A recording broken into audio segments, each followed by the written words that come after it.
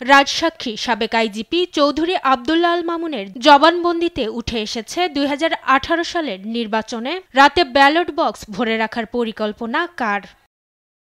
March মাসে CMM আদালতে দেয়া জবানবন্দিতে তিনি বলেন, ২০১৮ সালের নির্বাচনে রাতেই ব্যালট বক্স ভরে রাখার আইডিয়া ছিল তৎকালীন আইজিপি জাবেদ পাটোয়ারির।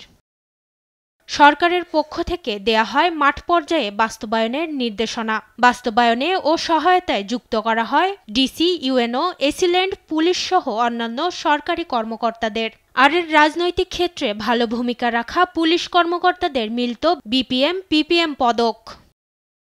জবানবন্দিতে চৌধুরী আব্দুল্লাহ আল মামুন বলেন, গুম, নির্যাতন, ক্রসফায়ারের সিরিয়াস নির্দেশনা আসত প্রধানমন্ত্রীর দপ্তর থেকে।